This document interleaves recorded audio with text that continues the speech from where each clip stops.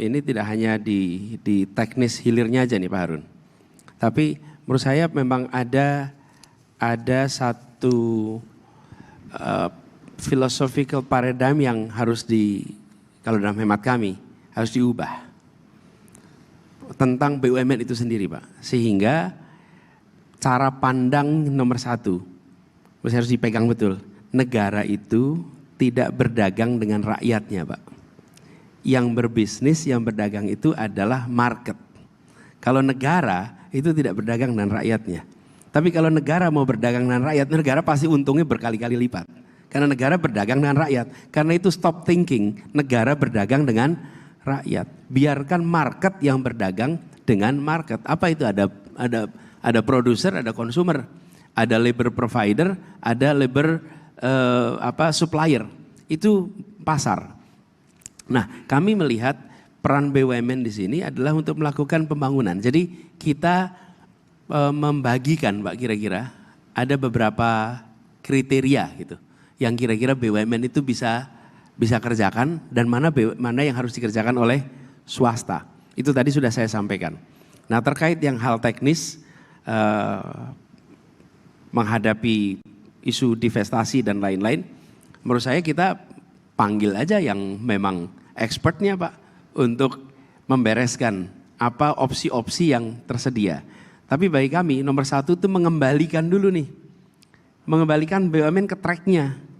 Sehingga dia tidak terjebak sebagai kompetitor swasta. Dan dia tidak terjebak sebagai yang menghalangi swasta untuk maju dan berkembang. Jadi justru BUMN itu harus ditarik ke situ. Dan mengembalikan meritokrasi di dalam BUMN.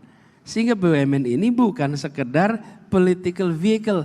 Ini kan bukan partai politik. Ini bukan ormas. Ini adalah institusi negara untuk pembangunan yang bekerja menggunakan metode komersial. Tapi bukan institusi negara untuk mencari keuntungan komersial.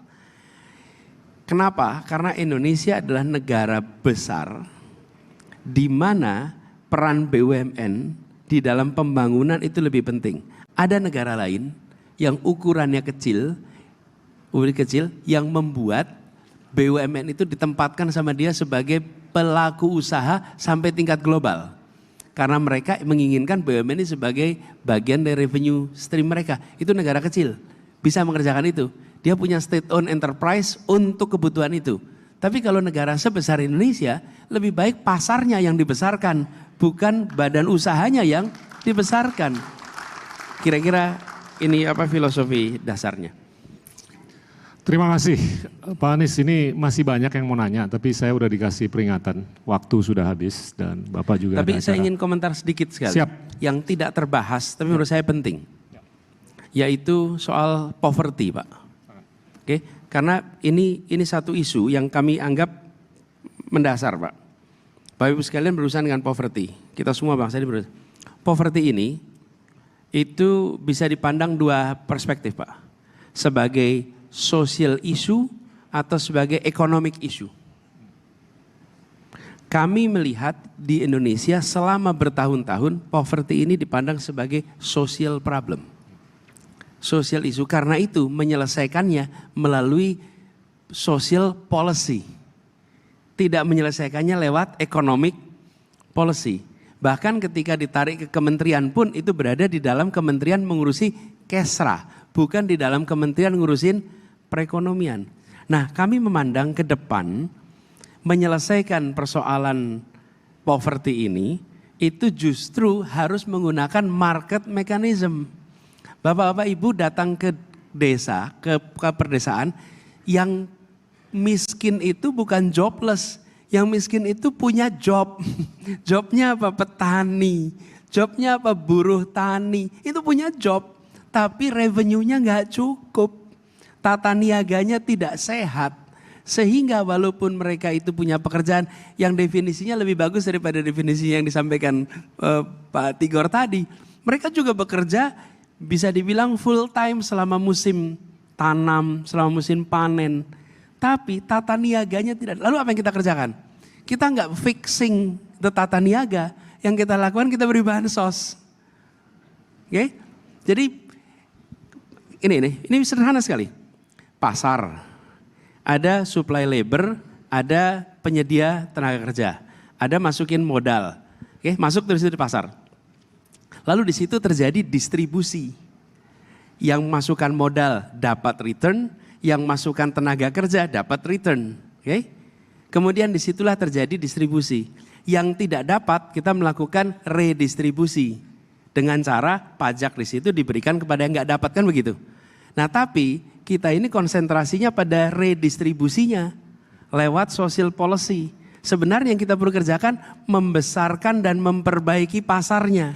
Supaya mereka included di dalam pasar. Kalau mereka included dalam pasar, maka kita membereskan persoalan kemiskinan, ketertinggalan bukan lewat bantuan sosial, tapi dengan mereka dimasukkan ke dalam pasar. Nah, itulah sebabnya kenapa soal, bayangkan kalau tata niaga pertanian kita bereskan, maka petani tidak perlu menerima bansos karena pendapatan dia sudah cukup untuk hidup. Bila tata niaga karet, tata niaga kakao, itu diperbaiki, dia nggak perlu terima bansos. Jadi persoalan kemiskinan itu harus diselesaikan juga lewat mekanisme perekonomian. This is paradigm, ini paradigma yang menurut saya harus digeser. Dengan begitu beban Bapak Ibu sekalian itu juga menjadi lebih kecil.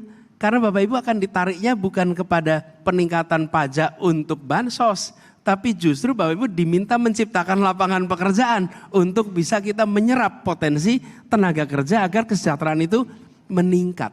Ini poin terakhir yang saya ingin sampaikan. Kenapa? Karena kami berpandangan dengan membesarkan pasar, memasukkan mereka ke dalam mekanisme pasar, maka distribusi akan menghasilkan prosperity.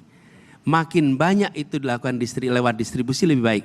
Daripada kita harus melakukan redistribusi dengan ambil pajaknya lalu serahkan.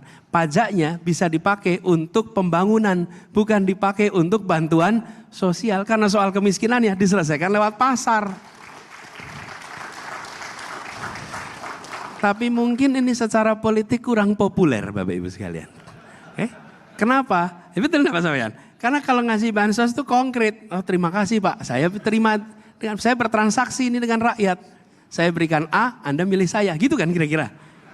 Benar enggak Pak? Tapi kalau pakai policy ini, nggak kelihatan itu transaksi antara pemimpin sama rakyatnya itu. Karena enggak, tapi sekarang kita mau pilih mana? Mau negeri ini dijebak di dalam situasi begini, atau kita memberikan kepada semuanya harga diri karena mereka dapat pendapatan bukan lewat bansos. Tapi punya harga diri. Kenapa? Ya saya pendapatannya cukup. Dari mana? Dari pertanian saya. Saya pendapatannya cukup dari kerja saya. Bukan saya hidup karena dari bantuan sosial. Dan ini reformnya dari politik juga Pak. Ke ujungnya. Kira-kira begitu lah penutupnya aja. Makasih Pak.